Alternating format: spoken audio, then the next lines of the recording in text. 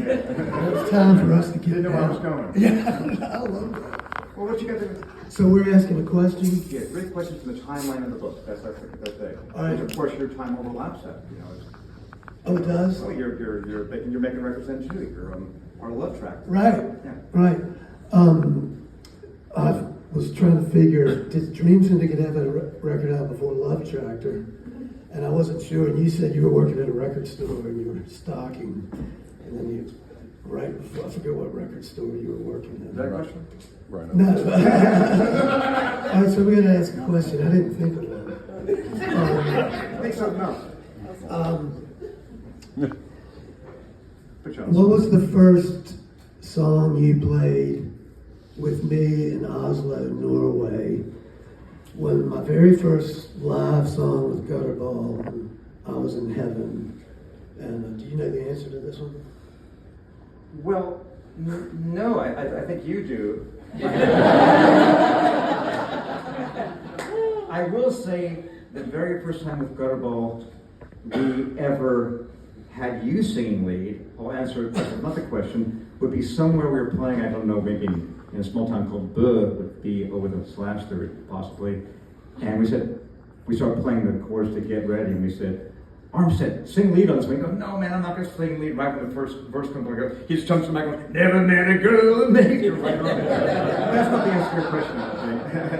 No, but if you want to go down that road, we were in Copenhagen at Lopen, Christiana. Okay. And we were just joking around with Rare Earth. Johnny was there, and we were just, it was like, Johnny knew this verse. Johnny knew a lot of the words, but we could never figure out that part. And so we'd all start laughing, and we were just kidding around with it. We do all kinds of stuff. But after a Gutterball song, and Chris Jones is this way from Moss going up to Bergen, and Steve would do a song, and Brian and Johnny would each do a song separately, and Steven would do a song, and sometimes I'd join him. So I got up there to do a folk song, just to entertain the people. Fishing song. Yeah, fishing blues or something. And so I'm about to start plucking, and I hear this. And they had all come up on stage to do this little sneaky little. It was hilarious, but that sounded perfect. They had plotted that, and so I was forced to. We did. That was the only time I ever performed that Now, song. you asked me a question I don't know the answer to. So you're to answer my question, I guess. What was that song you were excited to play? Well, I was just so excited to be playing music. Love Tractor had broken up the first time we broke up. It's been a few times since, but like Spinal Tap. But so I'm from Richmond. I consider myself an Athens musician, but I know Steve through friends, and I knew his music, and then crisscrossing. But and I remember Mark Klein saying, Steve Wynn's a really nice guy at the New Music Seminar, pre-South by Southwest. All right. But so it was just easy, and I came up to rehearse, drove 8 hours from Athens. We go to Stevens and Liz's, and Brian's there, and then Johnny shows up. Man, I've only got about a half hour to practice. And I was like, man, we're about to go to Europe and all that. But Half hour's a long time for practice. yeah, it was that. Anyway, we went through everything. Well, we got that one. Okay. So we get over there, though, and Steve had a hit in Norway.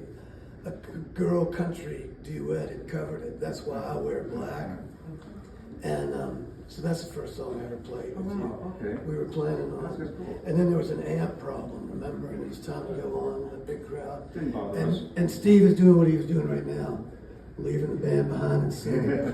You can bet I figured out all those changes on the spot. And I played the keyboard too. Yeah, but anyway, that was a big hit in Norway. My second question. I've already worked up enough time. I knew this was going to happen. Oh, God, there's so many that I'll think of in a minute. But, Well, I'm going to ask you. Yeah. I knew this would be the most unconventional. I've done this on this tour. Linda was my Q&A person in Glasgow. I played there. I had a comedian named Stuart Lee, who's well known in England, doing it in London. I had Tammy Faye Starlight when I spoke in New York. Everyone played by the rules, and I knew you would do it your own way. question because we're doing it differently. When we were on tour with Gutterball, and I know I tried to say this timeline in the book, but I'm going to break that because we're breaking all the rules here. And we had the book of top 40 Billboard number one songs every week going back to 1954. And I remember we all decided we'd look up, because you have a lot of time in the band on tour, we'd all look at the number one song when the week we were born. But then we got, we need more things to fill our time. Make sure you get this right. I'm skipping that. Okay. I know the story. Armistead insists I say that. They like to. Armistead insists I point out that the week he was born, wrote a very cool song, "Sleepwalk" by Santo and Johnny, which was very cool. Stephen and Brian and Johnny all had Elvis. Yeah.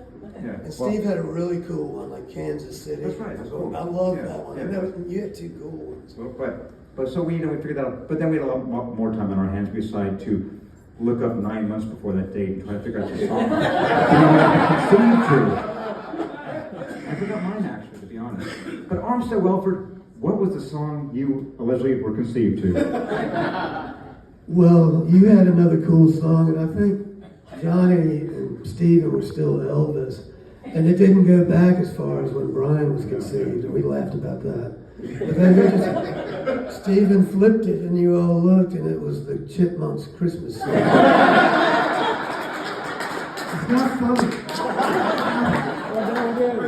It's not.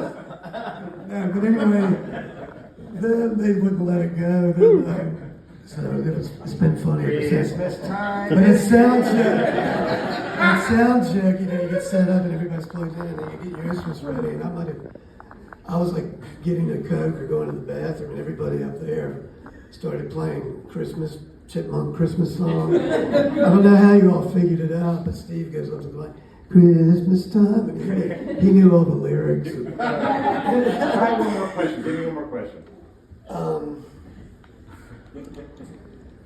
Doing vocal warm-ups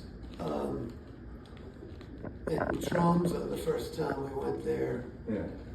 Our driver Jesper and I were the pot smokers, and so a friend of ours that used to help Love Tractor out around Paul Nelson, he later he was a big Vic Chestnut. He helped Vic tour and stuff like that. But he used to call me and Andrew Carter the Doobie Brothers in the band at Love Tractor, and he always had funny names. So I told them that story, and we were laughing about it. And then all of a sudden, you all are doing vocal exercises. And do you remember the song you came up with and the way you sang it? Oh. We started taking it to the streets. And I go, Yeah. You don't know, but I mean, hanging with the brothers. And then like this, hanging with the brothers. Everybody was singing like Michael McDonald. And said, that Doobie Brothers led to that. Ladies and gentlemen, Armistead Wellford.